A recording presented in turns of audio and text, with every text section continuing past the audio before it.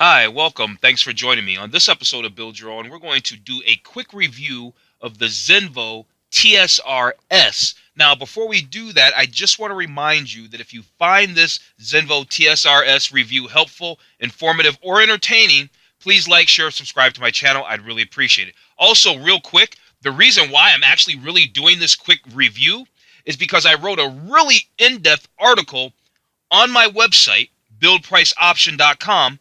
I'll put a link up in the description below so you can click right to the article. So be sure to check that out after you watch this video.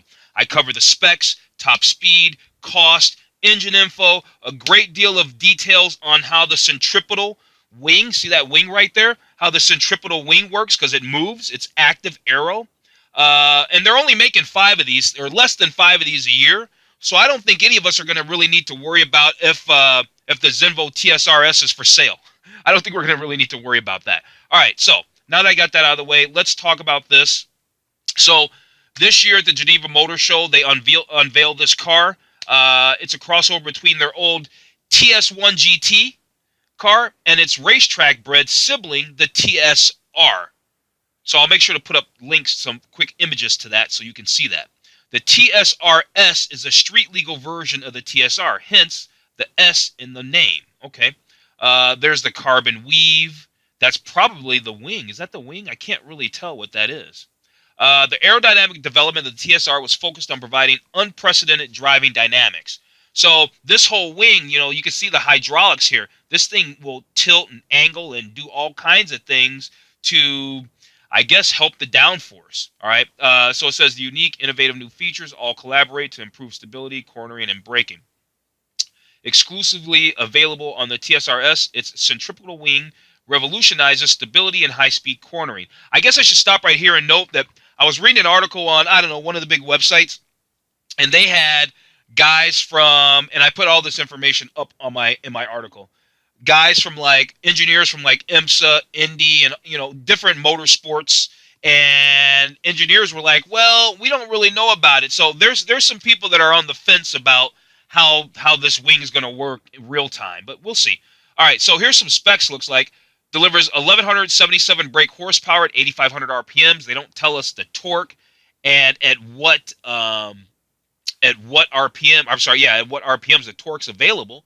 It's 100 kilograms lighter than the TS1. It does 0 to 62 miles an hour in 2.8 seconds. And it does 0 to 100 and basically 124 miles an hour in 6.8 seconds. I mean, it's stupid quick. It's, we've got the millimeters here to transfer to inches, so you'd have to do that, but we've got our length here. Actually, we could probably figure that out. Let's figure that out really quick. Okay, so now we've got that converted so we can figure it out. So the length is 189.5 inches. The body and chassis, the width, excluding the door mirrors, 80.2 inches. The engine, the height of the engine, 47.1 inches. I'm sorry, that's, wait a minute. Okay, never mind. That was, the engine is not that. Okay, I get it. The dimensions, and then it's clickable link, clickable link, clickable link, clickable link. Got it. Okay, so the height is 47.1 inches. The wheelbase is 114.4 inches. The standard ground clearance is 3.7 inches, which you can raise it to 5.7 inches. And this thing weighs dry weight. That means no gasoline or any fluids or any liquids in it. I'm assuming. I think that's what dry weight means. It's 3,295 pounds. And here's your weight distribution: 44% up front and 56% in the back. Under chassis, 2-door, 2-seat, mid-engine, rear-wheel drive, sports car, all carbon fiber. The chassis is lightweight steel aluminum semi-monocoque, front and rear racing steel subframes. All right, engine.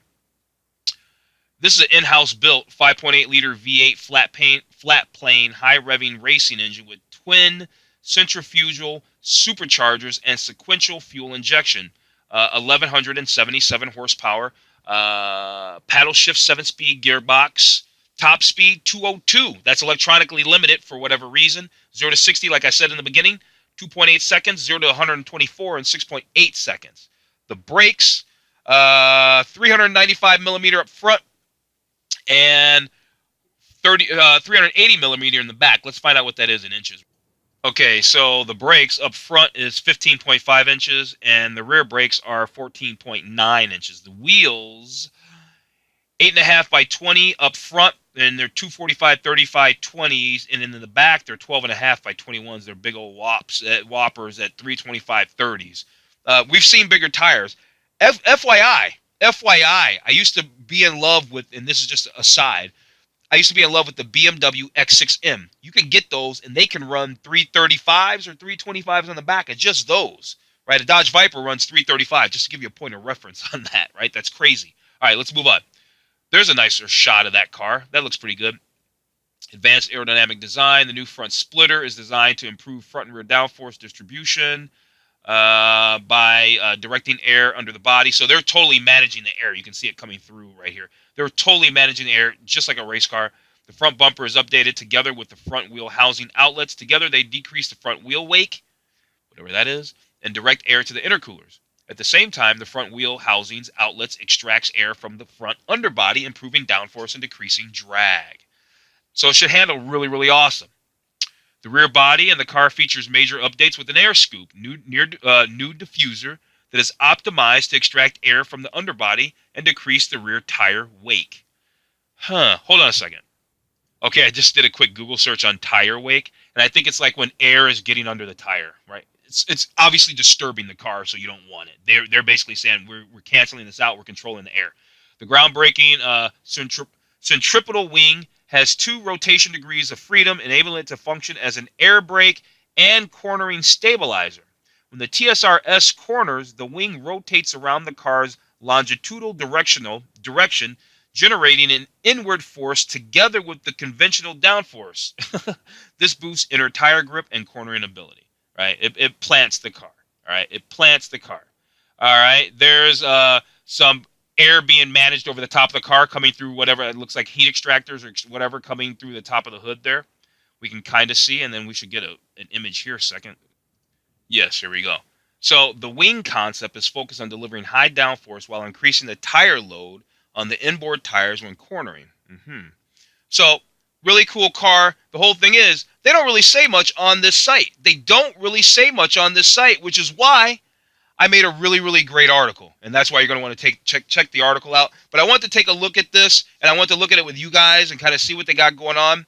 The article reads a lot better than their website. It's a lot more detailed that I was able to dig up by doing some research. And if you're into this car, you'll appreciate that. So I'm going to go ahead and wrap this video up. Thanks for joining me. If you made it to the end of this video, you're super awesome. Please like, share, and subscribe. I'd really appreciate it. Have a wonderful day. Thanks for watching.